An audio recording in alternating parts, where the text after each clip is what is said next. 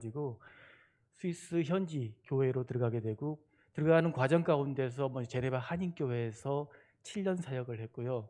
제네바 한인교회 7년 사역을 한 다음에 다시 하나님이 제네바 한인교회가 아니고 스위스 현지 교회로 들어가는 마음을 다시 주셔가지고 지금은 현지 교회 사역을 하고 있고, 현지 교회 사역과 동시에 로잔에서 한인교회를 지금 개척하려고 하고 있습니다. 아직 개척을 못했는데, 사실 올 3월에 개척을 하려고 했는데 이 코로나가 터지면서 스위스 정부가 5명 이상 모이는 것은 다 불법, 그래서 모일 수가 없는 상황이 돼버렸어요. 그래서 지금까지 교회 개척을 하지 못하고 있는데, 사실 로잔에서 제네바의 스위스 불어를 사용하는 지역인데 제네바에는 한인교회가 하나 있습니다. 근데 로잔에는 교회가 없어요. 그래서 로잔에 있는 교인들이 제네바에 가서 예배드리고, 또 로잔에 보면은 많은 학생들이 있거든요. 근데 학생들이 로잔에 유명한 대학들이 많기 때문에 많은 한국 유학생들이 와 있는데 그들이 갈 수 있는 교회가 없는 거예요. 제네바는 너무 멀고, 또 물론 갈 수 있다 할지라도 너무 비싸고, 차비가 너무 비싸. 그래서 유학생들이 와가지고 교회를 못 가는 상황이 되다 보니까 저에게 어떤 분들이 부탁을 하더라고요. 그래서 대학 사역을 시작하면서 로잔에서 한인교회를 지금 하려고 하는데, 빨리 시작할 수 있도록 여러분들이 함께 기도해 주셨으면 감사하겠습니다. 지금 저희가 어떻게 할 수 없는 상황이기 때문에 여러분의 기도가 너무도 필요함을 정말 고백합니다. 이 시간에 먼저 제가 이제 시작하면서 지난 20년의 시간을 여러분들과 잠깐, 어떤 사진들은 정말 오래된 사진들도 있는데 저희가 어떤 사역을 했는지를 보여줄 수 있는 사진들을 잠깐 보여주면서 시작하도록 하겠습니다. 저 사진은 저희가 이제 로잔에서 이제 사역할 때거든요. 저희가 했던 사역이 상담학교를 인도하는 사역이었고, 그리고 저것은 이제 성경연구학교인데 제가 성경연구학교를 계속해서 인도했었고요. 1년에 학교를 3번 인도했는데 이게 3개월, 3개월, 3개월 이렇게 3개월, 3개월, 6개월 이렇게 인도하는데 1년을 그런 식으로 보냈어요. 그래서 2번은 성경연구학교 3개월, 3개월 인도했고, 1번은 상담학교를 3개월 인도하고 3개월 전도여행을 하고, 이런 식으로 시간을 이렇게 보냈었는데, 그때 그 사진입니다. 제가 더 젊었을 때의 모습이긴 한데 다음 사진 한번 보내주실래요? 이제 계속해서 사진을 넘겨주시면 될 것 같아요. 저 사진은 이제 저희가 이제 파리나 이제 전도여행을 했던 사진들이에요. 저희가 이제 대부분의 많은 시간 동안에 저희가 이제 파리에서 사역을 많이 했었거든요. 여름이면 파리에 가가지고 그곳에서 2주에서 3주 동안에 길거리에서 모든 파리의 거리를 다니면서 그곳에서 노방 전도를 하는 그런 시간들을 가졌었는데, 이제 그때 시간들이고, 저것도 이제 브라질에서 이제 사역할 때고 팀을 데리고 가가지고, 여기는 이제 거리의 사람들인데 한인교회가 저 창고를 하나 빌려줬어요. 저기에서 현지 거리의 사람들 모여가지고 예배 드릴 수 있는 그런 곳인데, 그곳에 이제 저희가 방문해서 같이 사역했던 그런 사진이고요. 이제 이 사진은 제가 또 파리에 갔을 때인데, 저희 아이들이 이제는 많이 컸어요. 많이 크고, 큰 딸이 이제 대학에 이제 간 나이고, 둘째가 이제 고3인데, 저 아이가 저 이쪽에 미니마우스 가방을 메고 있는 애가 딸이고요. 그 옆에 있는 애가 아이인데, 저렇게 저희가 로잔에 살 때는 저렇게 재밌게 사역을 했습니다. 가족으로서 함께 여행하면서 함께 가서 복음을 전하는 그런 사역을 했던 거에 대해서 좀 보여주고 싶다라는 마음이 들어가지고 저 사진을 준비했고요. 이것은 이제 파리에서 저희가 이제 사역할 때 그 사역의 그 이제 모습입니다. 저희가 불어권에 살잖아요. 로잔이라고 하는 지역이 스위스에서도 불어를 사용하는 지역인데, 그렇기 때문에 저희가 이제 프랑스에 가서, 특히 파리에 가서 많은 사역을 했었고, 그곳에 정말 많은 필요가 있는데 정말 복음을 전하는 사람들이 없기 때문에 저희가 이제 여름에 가서 항상 가서 사역을 했던 그 사진입니다. 이제 저것은 저희가 또 하는 사역 중에서 저희 이제 아내 위선교사가 했던 사역 중에 하나인데, 베이스에서 통역을 했던 사진이에요. 이렇게 계속해서 베이스에서 메인 통역자로서 한국 사람들이 많이 오기 때문에 이제 계속해서 통역을 해야 되는 상황이니까 그 사역을 함께 병행했던 그런 사진입니다. 다음으로 넘어가시면, 저 사진은 저희가 이제 로잔 이제 제네바 한인교회를 섬길 때인데, 로잔 구역 사람들이에요. 로잔 구역 사람들 모여서 같이 체육대회 하는 날, 야유회 하는 날인데 같이 모여가지고 이렇게 사진 찍었던 사진이고요. 이것은 이제 저희가 제네바 한인교회에 있을 때 했던 사역 중에 그 처음 이제 제네바 한인교회를 가게 됐던 계기가 어떤 거였냐면은, 제네바 한인교회 목사님이 찾아오셔가지고 주일학교와 중고등부 예배를 시작하려고 하는데 지금까지 중고등부 예배를 시작하지 못하고 있고 주일학교도 없다. 와서 예배를 좀 시작해 줄 수 있겠니? 라는 그런 부탁을 해가지고 저희 아내가 가서 주일학교를 전체를 셋업하고 시작하고 그런 생각을 했었고, 제가 이제 중고등부를 다시 맡아가지고 다시 거기서 예배를 시작하는 그런 시간을 가졌었습니다. 이것도 이제 주일학교 예배 드리고 있는 모습이고요. 이것은 이제 중고등부 학생들하고 같이 이게 찍었던 그런 사진입니다. 이제 이건 이제 저희가 또 지금까지 나눴던 그 사역 이외에 저희가 또 하고 있는 사역이 있는데 1년에 2번 모이는데 항상 겨울에 저희가 매해 말에 모여가 그 다음에 초까지 유럽의 각 도시에서 모여가지고 유럽에 있는 그 한인 2세들을 양육하는 그 시간을 갖고 있어요. 근데 그 시간을 가질 때 저희 아들과 딸도 이제 다 커가지고 이게 저희들을 도와주는 그 역할을 하는데 저희 딸과 아들이 이제 많이 커가지고 이제 선교 사역을 지금 하고 있거든요. 저희 딸 같은 경우는 이제 인도에 가가지고 또 이제 복음을 전하는 시간도 가졌고요. 그 다음 사진을 보면 이제 제 아들 사진이 나오는데 많이 컸죠. 이제 아들도 같이 이제 저희 하는 사역 가운데서 같은 이제 팀으로서 우리가 함께 사역하고 있습니다. 다음 사진은 이제 유럽에 있는 그 한인 2세들이에요.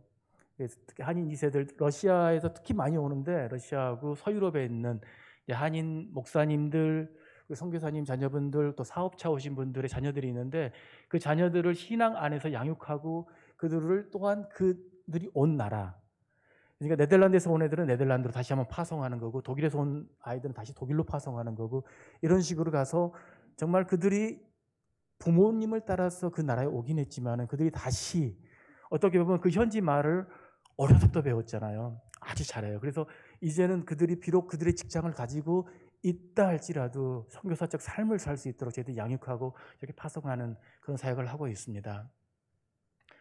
이제 이 사진 같은 경우는 지금 제가 또 현재 하고 있는 사역인데요. 현직 교회예요. 현직 교회인데 현직 교회 지금 주일학교인데 우리 한국으로 하면 5학년, 6학년 그 시간이 저 사진에 나오는 5학년, 6학년 사진인데 저희가 하는 게 유치부 사역이 있고요. 5학년, 6학년 사역이 있고요. 그다음에 중학교를 졸업하면 이제 의무교육이 끝나요. 고등학교 때부터는 이제 공부를 할 수 있는 데만 고등학교를 가기 때문에 그 나이 때부터 또 모아가지고 이렇게 이제 한국 같으면 중고등부라고 그러는데 그렇게 안 하고 그냥 청년 그룹 이렇게 하는데 저희 한국은 매주 예배를 드리잖아요. 근데 유럽은 그러지가 않아요. 1년에 그러니까 2달 빼고 10번 모여요. 10번. 이게 한 달에 한 번씩, 그리고 7, 8호는 휴가 기간이니까 모이지 않고 한 달에 한 번씩 모이는데 그 애들을 그때만 신앙 교육을 시킬 수가 있어요. 여러분들 유럽의 교회가 이제 다 죽어버렸다는 얘기는 다 들어보셨죠? 지금 한국의 기독교인들도 이제 많이 감소하고 있는데 지금 한 18%, 20% 정도가 카톨릭과 천주교까지 합치면 거의 한 30% 정도가 우리가 하나님을 알고 있잖아요. 근데 유럽은 제가 있는 스위스만 하더라도 인구에 많이 잡으면 그래도 1년에 가끔씩은 교회 나오는 사람들을 하면 3% 정도밖에 안 돼요. 그리고 그래도 가끔은 자주 나오는 분들 하면 1%도 안 됩니다. 오히려 우리 복음의 시작점이라고 할 수 있는 그 유럽, 특히 스위스라고 한다면은 우리 장로교가 시작됐던 곳이라고도 말할 수 있는 곳이에요. 장로교가 스코틀랜드에서 시작하긴 하지만은 그 존 낙스가 제네바에 와가지고 칼빈을 도우면서 그 다음에 다시 스코틀랜드로 돌아가가지고 장로교를 시작하거든요. 그래서 우리 어떻게 보면 우리 장로교의 뿌리라고 할 수 있는 곳이고 그곳을 통해서 온 세계로 복음이 뻗어나갔는데 그곳이 대 현실이 지금 너무도 크리스찬들이 없습니다. 하나님을 알지 못해요. 제가 몇 년 전에 그 로잔에 가면 큰 교회가 하나 있어요. 근데 이런 전통적인 교회가 아니라 우리 순복음 교회 같은 그런 스타일의 교회인데 그 교회에서 이제 모여가지고 밖에 나가서 인터뷰를 했어요. 예수님이 누구냐? 그 질문이 다른 거 없어요. 예수님이 누군지 아느냐 하는 질문을 했는데 젊은이들이 예수님이 누군지 알까요? 모를까요? 개 중에 몇 명은 알아요? 몰라요. 들어봤는데까지 하는 사람도 있어요. 철학자 중에 한 명이야 하는 사람도 있어요. 그게 바로 여러분이 생각하는 유럽은 크리스천 국가야 라고 생각할 수 있는데 그렇지가 않아요. 요즘 젊은이들은 부모님 세대는 하나님을 알았어요. 그런데 그 부모님이 자녀 세대에 복음을 전하지 않아요. 왜냐하면 그것은 그 아이의 선택이기 때문입니다.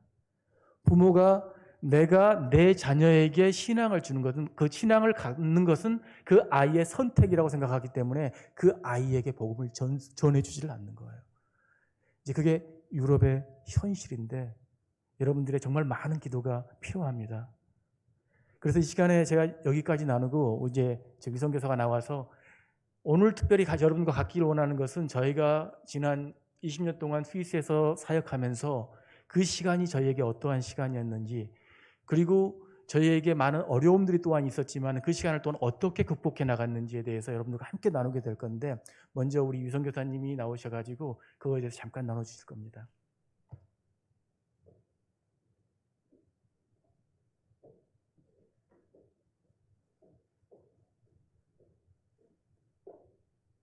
다시 한번 인사드립니다. 안녕하세요. 제가 21년 전에 이 교회에서 결혼했어요. 그리고 21년 만에 다시 이 자리에 서게 됐는데, 여러분 다시 만나 뵙게 돼서 너무나 반갑고요. 또 여러분이 저희들 이렇게 다시 잊지 않고 초대해 주셔서 너무나 감사드립니다. 여러분 중에 왜 스위스에 저분들이 계시지라는 질문 하실 수도 있어요. 여러분들이 스위스를 생각하거나 스위스를 TV로 본다고 한다면 너무나 아름답고 너무나 우리나라보다도 더 잘 사는 선진국가이기 때문에, 그리고 또 여러분이 아시기에 그들은 다 교회들이 너무나 큰 교회들이 있고, 또 거기에는 다 기독교인들이라고, 기독교의 문화가 다 자리 잡고 있고, 그렇기 때문에 선교사가 왜 굳이 저기에 가 있지?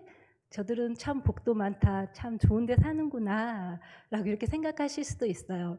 물론 그것이 거짓은 아니에요. 맞아요. 그곳이 안전한 곳이고 그곳이 너무 아름다운 곳이고 좋은 곳이에요.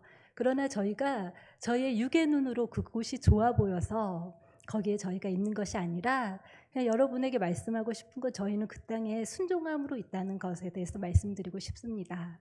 저희가 스위스에 처음에 갔을 때 하나님이 가라고 해서 간 땅이었어요. 그래서 저희는 그곳에서 잠깐 있다가 선교지로 들어갈 줄 알았어요. 저희 둘 다 어릴 때 선교사로 헌신을 했고, 순교해야겠다. 순교하며 내 애는 누가 책임지지? 그러니까 아기도 안 낳아야겠다. 굉장히 저희 젊은 패기로 아기도 낳지 말고 우리는 순교할 수 있는 땅으로 가서 정말 멋지게 복음 전하다가 사도 바울처럼 하늘나라 가야지 하는 게 저희 안에 있는 열정이었어요. 그랬는데 저희의 의도하고는 민망하게 하나님은 저희를 스위스 땅으로 부르셔서 가게 하시더니 거기서 고우를 안 하시는 거예요. 고우가 영어로 가다라는 뜻이에요. 거기에 보내셨으면 또 어디로 가라고 하셔야 되잖아요. 저희는 선교사잖아요. 주님이 가라고 하면 가고 멈추라 하면 멈추고, 거기서 뭐 아무것도 하지 말라고 하면 하지 말고, 저희는 주님 앞에 순종하기로 작정한 사람들이기 때문에 그 땅에 하나님 가라고 해서 갔는데, 그 땅을 떠나서 어디로 갈 바에 대해서 말씀하지 않으셨기 때문에 저희는 그 땅에서 그냥 얼음하고 있었어요. 아직도 땡이 아니네요. 그래서 아직도 그 땅 가운데 머물고 있습니다. 그래서 너무 잘 먹고 잘 살았냐고요? 아니요.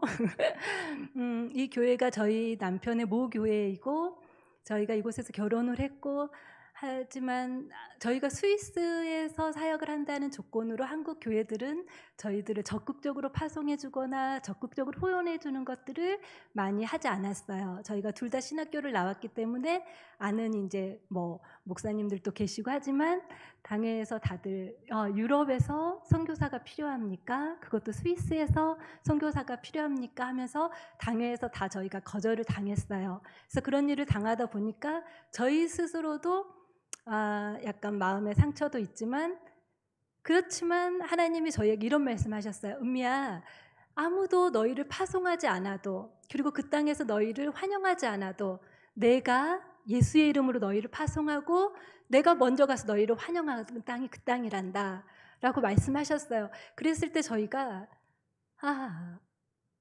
교회가 파송하는 게 중요한 게 아니고, 우리를 후원해주는 그런 사람이 우리를 가라고 해서 가는 것이 아니라 그냥 하나님이 가라고 하는 곳에 가는 것이 맞다는 걸 알았어요. 그랬는데 아기도 빨리 생겼어요.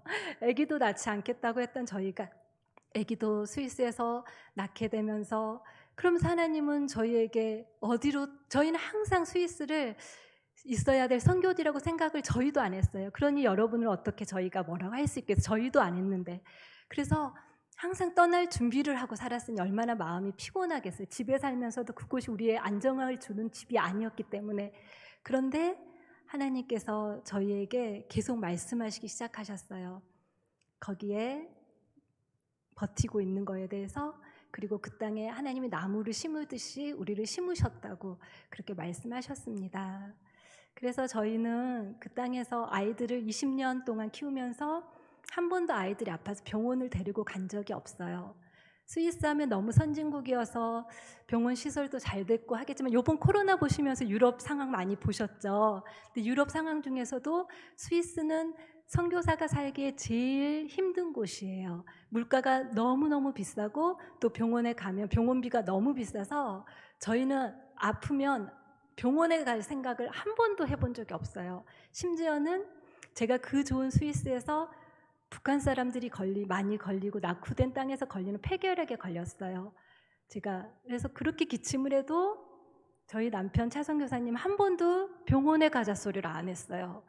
그래서 진짜 저희는 그냥 병원에 간다는 생각을 아예, 그러니까 그렇게 살았어요. 그러다가 한국에 와서 제가 폐결핵 진단을 받고 약만 6개월분 많이 지어가지고 다시 스위스로 가서 죽더라도 나는 거기서 죽어야겠다라는 마음으로 약만 지어서 다시 스위스로 가서 하나님 치료해 주셨던 그런 시간도 있었고요.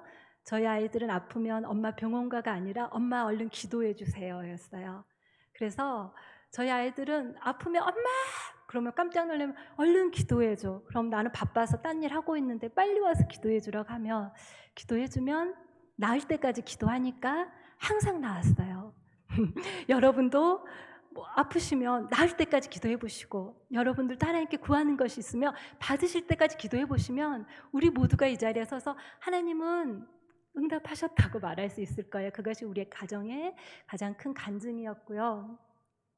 그리고 저희가 이제는 하나님 앞에 순복했어요. 하나님, 그냥 이제는 여기서 떠날 생각하지 않겠습니다.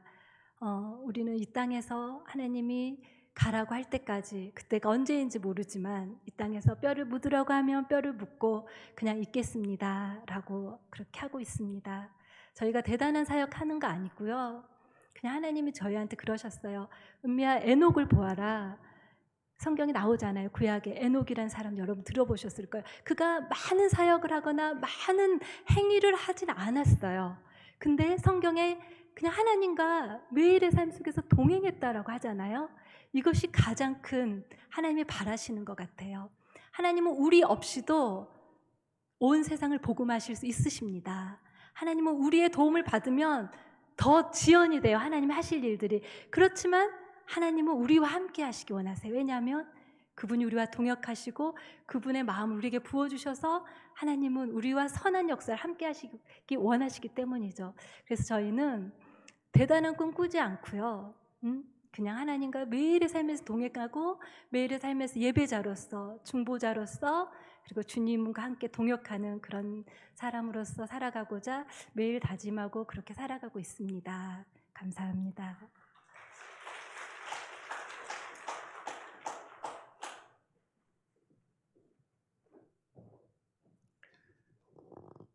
이제 저기에 이어서 제가 여러분들에게 드리고 싶은 말은, 사실 방금 이제 저희가 사실 오늘 말씀을 나눌 때 어떤 걸 나눌까라는 그런 기도를 하고 있을 때 하나님이 사실은 처음에 볼 때 이 코로나라고 하는 상황, 그리고 자연재해를 이렇게 보면서 어려웠던 적을, 지금까지는 선교 보고를 하게 되면 우리가 이런 사역을 했습니다, 이런 이만큼의 결과를 얻었습니다라고 하는, 우리 보통 그런 얘기를 하잖아요. 근데 그런 게 아니라 우리가 지금 겪고 있는 각 사람이 다 어려운 시간들을 가고 있는데, 그 어려운 시간들을 가고 있을 때 우리가 무엇을 선택해야 되는지, 우리가 이것을 어떻게 극복해야 되는지, 이거에 대해서 함께 나눴으면 좋겠다라는 마음을 주시더라고요. 그러면서 내가 먼저 어려웠던 시간, 그리고 그 시간 속에 하나님이 나에게 어떻게 하셨는지를 먼저 나눴으면 좋겠다는 마음을 줘서 지금 이 시간을 이렇게 갖고 있는데, 저에게 있어서 몇 가지 20년의 사역을 하면서 어려웠던 몇 가지를 나눈다면 가장 어려웠던 것 중에 하나가 우리 방금 유선교사가 얘기했던 그 부분입니다. 우리 유선교사가 폐결핵에 걸렸을 때, 그때 방금 말했지만 정말 무능한 남편이었죠. 무능한 남편. 한국에서 아무것도 몰랐어요. 한국에서 이제 폐결핵 진단을 받았는데 이제 그거 6개월분 약을 지어가지고 스위스에 왔어요. 그리고 그 약만 먹으면 낫는 줄 알았어요. 근데 그 약이 너무 독했어요. 몸에 맞지 않는 거예요. 그래가지고 죽어가는 거예요. 몸이 붓고 이렇게 막 하는데 이제 더 이상 약을 받지 않는데 그때 제가 들었던 말이 어떤 말이었냐면 폐결핵 약을 먹다가 끊으면 안 된다는 거예요. 그 말을 듣고 갔거든요. 그래서 이걸 끊으면 안 되고 그래서 계속해서 먹었어요. 그래서 몸은 더 안 좋아져 가는 거예요. 그래가지고 이제 거의 죽을 뻔했었는데 그 상황 속에서 한인교회 집사님, 그때 이제 한인교회와 관계를 맺기 시작했는데 그 집사님이 저희 집에 오셔가지고 상태를 보더니 이건 바로 병원에 가야 된다고 병원에 가더라고요. 병원에 갔더니 왜 이렇게까지 놔뒀냐는 게 간수치가 너무 안 좋아진 거예요. 그래가지고 모든 약을 끊고 스위스에서 다시 치료를 받기 시작했어요. 그래가지고 1년여의 시간 정도를 걸려가지고 완치가 되었는데 어떻게 보면 그 시간 동안에 정말 남편으로서 느껴야 했던 그런 감정들, 그리고 내가 정말 이렇게밖에 정말 무지했구나라고 하는 그런 시간들, 그 시간들이 저에게 있어서 가장 어려웠던 시간이었고, 두 번째로 정말 저에게 또 어려운 시간을 나누라고 한다면은 저희가 스위스에서 YM 예수전도단을 떠나게 됐을 때의 일이에요. 저희가 이제 폐결핵을 이제 앓고 난 다음에 하나님이 저에게 현직교회로 들어가는 마음을 주셨잖아요. 그래서 현직교회로 들어가려고 이제 거기에서 이제 대학원 과정을 하려고 했어요. 거기 목사 과정이에요. 현직교회 목사 과정인데 그 과정을 밟으러 들어가려고 하는데 저희가 사역했던 로잔에서 그러더라고요. 몇 년 걸리겠니? 여기서 머물러서 사역을 해라. 너 학교 다니는 동안에 우리가 다 해주겠다. 그랬는데 저희 마음 안에 위선교사가 하고 싶었던 사역, 상담 사역, 그 사역을 하고 싶어가지고 상담을 전문으로 하는 베이스 그 센터에 가기로 했어요. 왜냐하면 회복센터이기 때문에. 그런데 거기에서 이제 저희가 갔을 때 그 베이스 그 센터에서 기도하면서 저희를 오라고 했는데 가서 보니까 리더가 없었던 거예요. 리더가 오니까 나는 너를 오라고 하지 않았는데 너희를 와가지고 우리가 너를 오라고 했다. 이런 식으로 말을 하는 거예요. 그러면서 너무 힘든 시간을 보냈어요. 왜냐하면은 너희가 여기에 머물 수는 있는데 대신에 밖에 집을 구해야 된다는 거예요. 저는 보통 그 센터 안에 살았거든요. 센터 안에 살면 그만큼 생활비가 절약되니까. 근데 밖에 집을 구하라고 하니까 밖에 집을 구하는 것까지는 정말 하나님이 공급하시니까 저희가 얼마든지 구할 수가 있겠죠. 근데 문제는 밖에 집을 구하게 되면은 저희 센터가 외진데 있어요.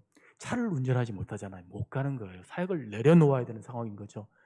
근데 그 상황 속에서 정말 하나님께 나아가서 정말 많은 울부짖는 시간들을 가졌었는데 결국은 하나님이 그런 시간을 통해서 YM을 나오게 하셨어요. 저희 있던 그 단체를 나오게 하고 그러면서 계속 한인교회 사역과 다른 사역을 하게 하셨는데 사실 지나놓고 보니까 이렇게 여러분들에게 웃으면서 말할 수 있지만 그 시간 속에서 저희가 지금까지 해봤던 사역 이 모든 걸 내려놓아야 된다고 했을 때 그리고 이 사람들이 계속 저희가 느낄 때는 거절감이었거든요. 이 거절감 이걸 가지고 사실 버틴다는 게 쉽지가 않았는데 하나님이 그런 시간을 가게 하시더라고요.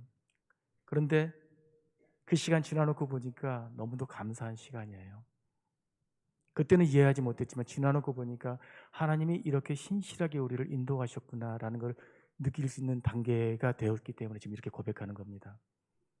다음으로 한 가지 더 나눈다면은 제가 스위스에서 이제 그 현지 교회, 그러니까 개혁교회거든요. 스위스 개혁교회인데 우리 장로교회하고 비슷한 교회인데 거기 목사 과정을 밟았어요. 그리고 거기서 졸업을 했고 그 다음에 이제 거기서 목사가 되어야 되는데 이제 오랫동안 공부를 했고 이제 목사가 되어야 되는데 가장 큰 문제가 뭐였는지 알아요? 목사 인터뷰를 갔어요. 그러니까 이제 그 사람들하고 이제 인터뷰를 하는데 그 질문이 뭐였는지 아세요? 그 사람들이 나를 목사로서 고용하는 데 있어서 질문이 있는데 그 질문이 딱 한 질문이 있어요. 동성연애에 대해서 어떻게 생각하느냐? 여기까지는 괜찮았어요. 동성연애 사역자를 어떻게 생각하느냐라고 그러는 거예요. 깜짝 놀랐죠. 그러니까 동성연애자라고 한다면 우리가 케어해야 될 대상이잖아요. 그렇기 때문에 그 사역은 얼마든지 할 수 있는 거잖아요. 제 친구들 중에서도 많은 사람들이 게이였고 그 여자들 레즈비언이 있고 근데 그 사람들이 예수님을 믿고 돌아와서 정상적으로 사역하고 있는 사람들이 있거든요. 그런데 문제는 뭐였냐면 사역자, 그곳의 목사님이 게이라는 거예요. 동성연애자라는 거예요. 근데 그들과 함께 일할 수 있냐라고 물어보더라고요. 그렇게 해야지만이 우리와 함께 일할 수 있다라는 거죠. 스위스 교회가 국가교회입니다. 나라가 공무원으로서 이 사람을 받아들인 거예요. 그리고 나라가 이 사람에게 월급을 줘요. 그렇기 때문에 그걸 인정하지 않으면 목사가 될 수가 없어요. 그때 인터뷰에서 제가 했던 말이 정말 그 정도인지는 몰랐는데 상황이 그렇더라고요. 그래서 그 자리에서 제가 했던 말이 이거예요. 내가 만약에 성도가 동성연애자라고 한다면 내가 그것은 감당할 수가 있다. 왜냐하면 내가 케어할 거니까. 그런데 목사가 동성연애자라고 한다는 것은 이해할 수가 없다. 도저히 받아들일 수가 없다. 왜? 이건 분명히 하나님이 죄라고 했기 때문에. 근데 내가 이것을 죄로 생각하는 것과 죄로 생각하지 않는 것은 다르잖아요. 근데 그분들은 그걸 죄로 생각하지 않는 거예요. 그게 가장 큰 문제가 되었던 거죠. 이걸 죄로 생각한다면 그것으로 돌이킬 수 있는 기회가 있지만은 이걸 죄로 생각하지 않는다면 돌이키지 않잖아요. 내가 매일매일 죄를 지으면서 어떻게 목회를 하는지에 대해서는 도저히 이해할 수가 없다. 그 사람이 그것을 직업으로 생각한다면 내가 이해할 수 있지만은 사역자라고 생각한다면 도저히 받아들일 수는 없다라고 말을 했던 게 기억나는데, 여러분, 이것이 바로 유럽교회의 현실입니다. 왜냐하면 그들은 특히 스위스 교회 같은 경우, 독일 교회도 마찬가지예요. 국가교회예요. 나라가 목사님을 임명해요. 나라가 월급을 줘요. 나라가 하라는 대로 해야 되는 거예요. 그러니까 지금 스위스에서 작년에 아주 심각한 일이 있었어요. 스위스 교회도 동성연애자에 대해서 이제 우리 한국도 지금 뭐 차별금지법 이게 있잖아요. 근데 그거를 이미 통과가 됐고 이제 교회 안에서 이것을 받아들일 건지 받아들이지 말 건지에 대해서 목사님들이 모여서 작년에 회의를 했어요. 그런데 어떤 결과가 신문에 나왔는데 그 스위스 교회 협회 회장이 이런 말을 하더라고요.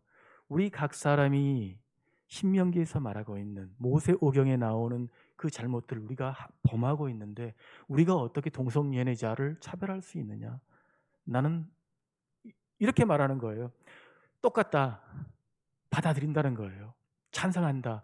근데 이게 얼마나 큰 문제가 되냐면 스위스 교회에서 목사가 된다면 결국은 스위스의 많은 사람들은 거기에 목사님은 결혼식 때 주례를 서주시는 분이에요. 애가 나와서 또 세례를 받으면 유아 세례를 주시는 분이에요. 혼인서에다가 사인을 해주는 분이에요. 이 모든 것을 다 해야 되는 거예요. 근데 문제가 뭐냐면은 나는 동성연애를 찬성하지 않는데 동성연애자가 와서 주례를 서주십시오 하면 주례를 서줘야 되는 거예요. 그게 바로 유럽의 현실인 거죠. 그 상황을 도저히 할 수 없어가지고 이제 그곳에서 이제 목회를 하는 것에 내가 타협을 해야 되는가 하지 말아야 되는가에 대해서 기도하고 있을 때 생각해보세요. 지난 많은 시간 동안에 먼저 불어를 공부했어요. 불어를 공부한 다음에 거기서 석사 과정을 마쳤어요. 먼저 그 석사하기 전에 그러니까 프리마스터라고 하는데 그거부터 하고 그 다음에 그거 다 패스한 다음에 석사를 하고 그 다음에 이제 목사 과정 다 밟았는데 결국 이제 목사가 되려고 갔는데 그 말을 하는 거예요. 그러면서 목사가 될 수 없는 상황이 되었어요. 정말 그 시간 사실 너무너무 힘든 시간이었어요. 어떻게 이 시간을 정말 지금 생각해보면 어떻게 지나왔나라고 생각을 하는데 저희들 이렇게 이런 얘기를 하면서 제가 말하기 유럽교회 현실을 말하면서 동시에 저희에게 있어서 얼마나 그 시간들이 이렇게 힘든 시간이었는지를 여러분들에게 지금 말씀을 해주고 있는 겁니다. 동시에 또 한 가지 힘들었던 거죠. 아까 나눴던 거 그거죠. 교회를 시작해야 했는데 교회를 시작하지 못하고 있는 이런 모든 부분들. 이런 시간들을 가면서 사실 이번에 한국에 오기 전에 하나님께 이제 항상 저는 산책을 하면서 하나님께 기도하는 시간을 갖는데 하나님이 오늘 본문 말씀을 주시더라고요. 그러면서 오늘 본문 말씀 사실 저에게 격려를 주셨던 말씀이에요. 그리고 나로 하여금 다시 한번 기억하게 했던 거죠. 어려운 시간을 지나고 있을 때 우리 모두가 다 어려운 시간을 지나가잖아요. 힘든 시간을 지나가고 왜 하나님이 나에게 이런 시간들을 줄까라는 고민, 그런 질문들을 하면서 나아가잖아요. 그 시간 속에서 내가 선택해야 되는 것이 무엇인지에 대해서 오늘 본문 말씀을 통해서 저에게 이렇게 말씀하셨는데 여러분들과 함께 이 말씀이 저뿐만이 아니라 여기 계신 많은 분들이 세상을 살아가다 보면 우리의 삶을 살아가다 보면 항상 어려운 상황들을 직면하게 되잖아요. 내가 원치 않았던 상황들을 만나게 되잖아요. 이번 정말 수혜를 통해서 많은 이재민들이 생기게 되고 정말 사랑했던 사람을 정말 어느 순간에 정말 생각지도 못했던 그 시점에 잃게 되는 그런 상황이 벌어지고 많은 사람들이 이렇게 또 직장 안에서 많은 어려움들, 관계 안에서 어려움들을 겪고 있잖아요. 그런 어려움을 겪을 때 오늘 본문 말씀이 여러분들이 어떻게 해야 되는지에 대해서 말씀해 주는 구절이라고 저는 생각을 합니다. 오늘 본문의 말씀을 보게 되면 여호사밧이라고 하는 왕이 나와요. 여러분들 잘 모르는 왕이죠.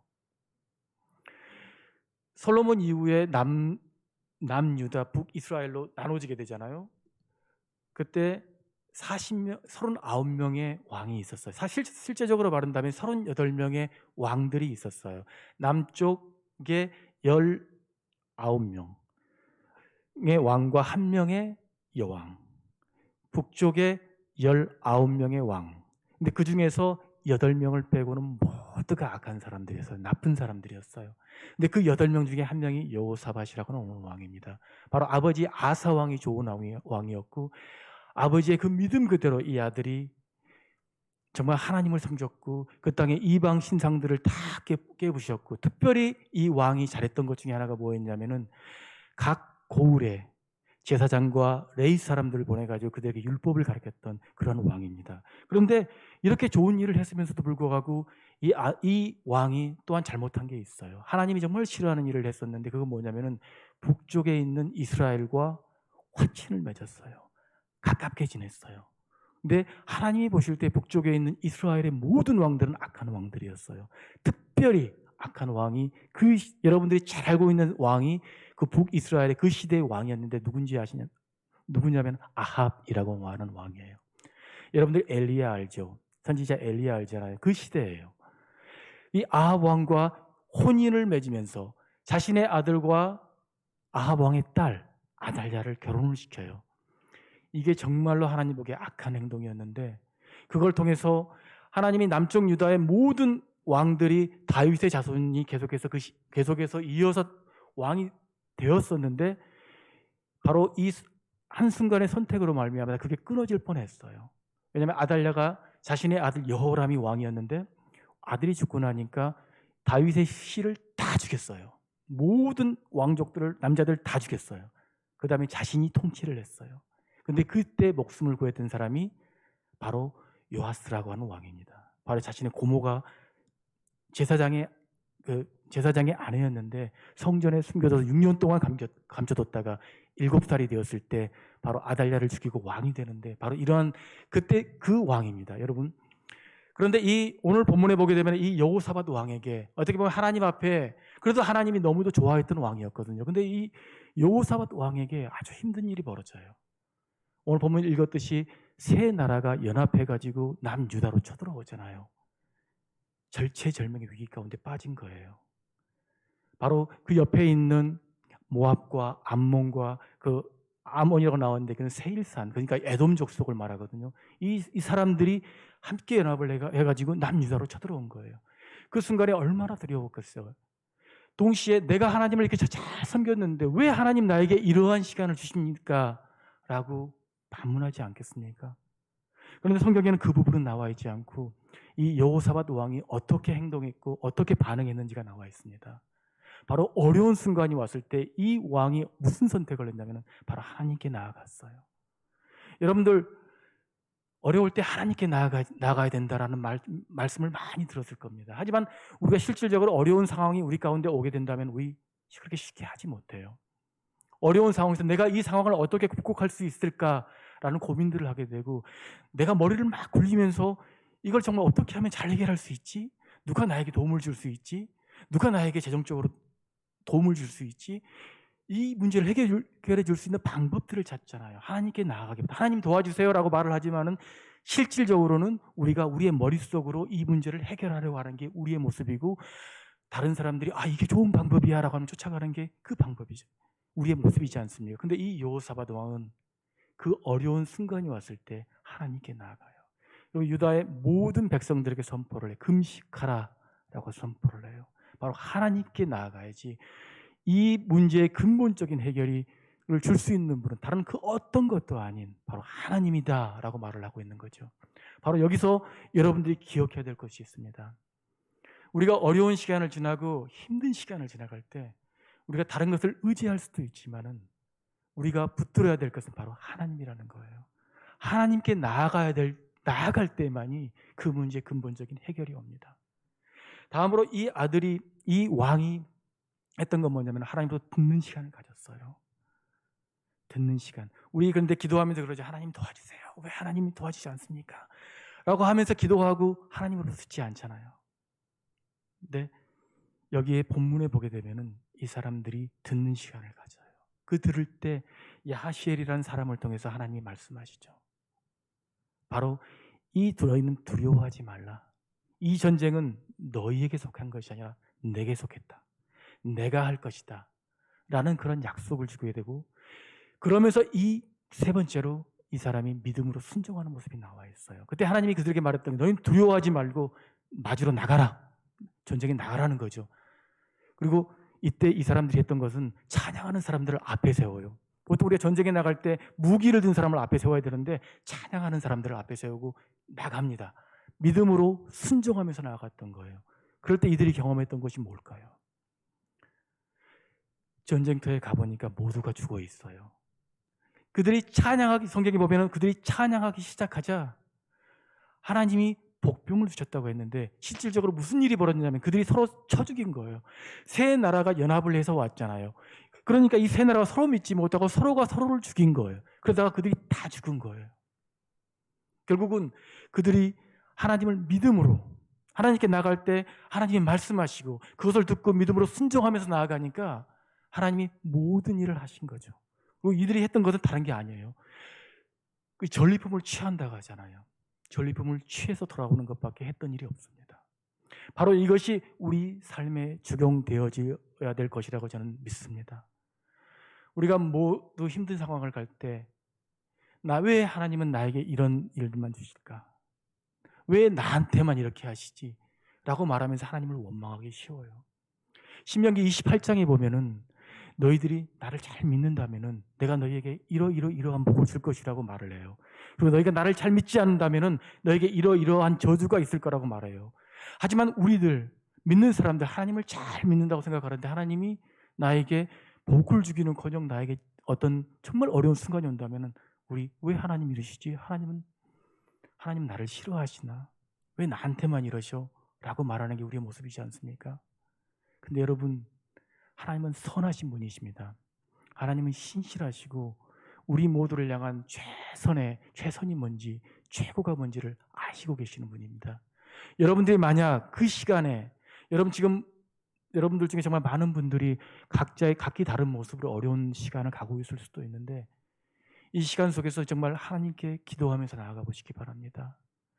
하나님께 도움을 요청해 보세요. 하나님은 너무너무 도와주기 원하세요.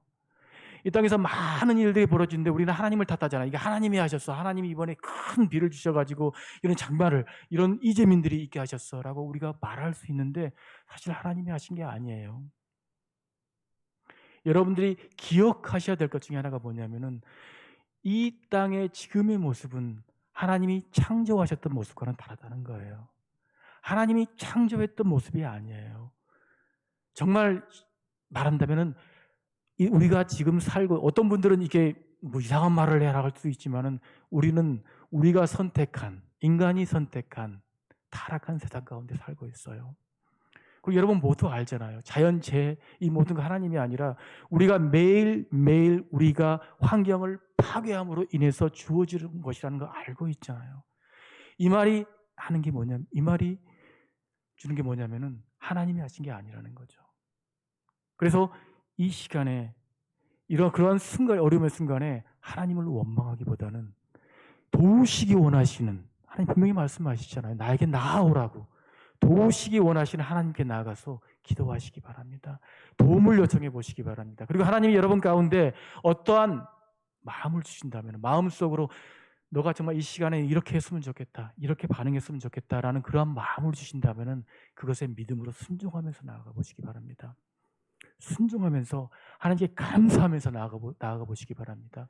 그럴 때 하나님이 일하실 거예요. 오늘 본문을 쭉 읽어보시면 알겠지만 하나님이 이스라엘 백성들 순종하면서 나아가면서 찬양하기 시작하자 하나님이 그 일을 하셨다라고 말씀하고 있어요. 그리고 여호사밧 그 시대에 그 땅 가운데 평안을 주셨다고 말하고 있습니다. 그 평안이 여러분이 순종할 때 바로 주어질 것이라 믿습니다. 기도하겠습니다. 하나님 감사합니다. 우리가 이 땅을 살아가면서 우리가 겪는 많은 어려움들이 있기 때문에 때로는 하나님이 계시지 않는다라고 생각하는 것이 우리의 모습임을 이 시간 정말 고백합니다. 하지만 하나님은 살아계시고 항상 선하신 분이시고 우리에게 최고의 것을 주기 원하시는 분이 당신이라는 것을 또한 고백합니다. 하나님, 저희 모든 성도들 정말 하나님께 나아가는 자들이 되게 도와주시고 하나님만을 붙들고 하나님만을 바라보면서 나아가는 우리 성도님들 되게 도와주시옵소서. 그리고 그럴 때 하나님 그들의 삶 가운데 개입하시기 위해서 기도하고 그들이 정말 기도하는 모든 기도의 그 기도 제목 가운데 하나님 응답하시옵소서. 하나님이 해결하시옵소서. 그래서 하나님이 어떤 분이신지 그리고 믿음으로 나아가는 자에게 어떻게 축복하시는지를 경험한 우리 장성제일교회 성도님들 될 수 있도록 인도하여 주시옵소서. 감사드리면서 예수님 이름으로 기도합니다. 아멘.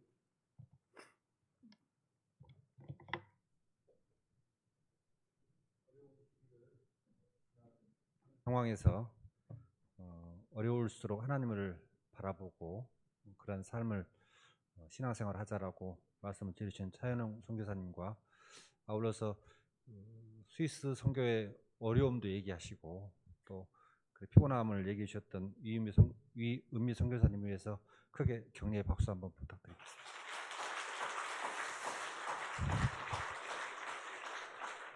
저희 선교부에서는 지역 10개 교회와 해외 4개 교회를 섬기고 있습니다. 물질 후원을 떠나서 저희들이 기도로 후원을 하고 있고요. 또 해외 선교지도 저희들이 추후에 기회가 되면 방문하고자 계획을 하고 있습니다. 찬송 456장 하신 후에 정종 목사님 나오셔서 축도와 아울러서 새날 응답 기도에 진행을 해주시겠습니다.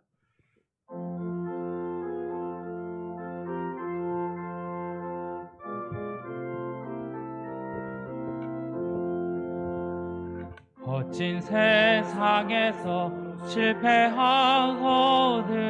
그 손 못 자국만 줘라. 고된 일 하다가 힘을 얻으리 그 손 못 자국만 줘라.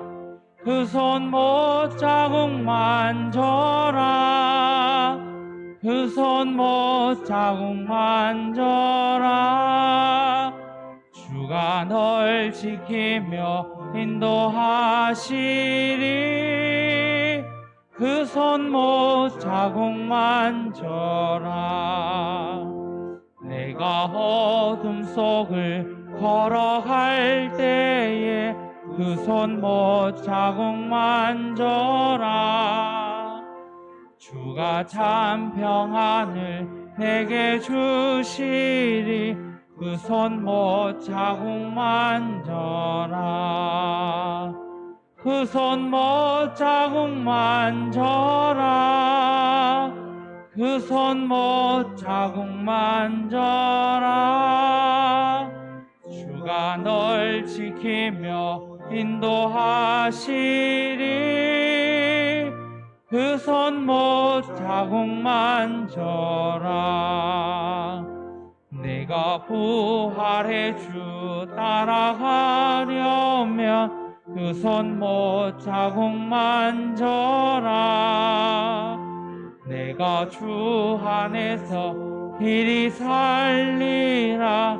그 손 못 자국만 줘라. 그 손 못 자국만 줘라. 그 손 못 자국만 줘라. 주가 널 지키며 인도하시리. 그 손 못 자국만 줘라. 너의 죄악의 짐 무거울 때에 그 손 못 자국만 줘라. 마음 문 열고서 주를 모셔라. 그 손 못 자국만 줘라. 그 손 못 자국만 줘라. 그 손 못 자국만 줘라. 주가 널 지키며 인도하시리. 그 손 못 자국만 줘라.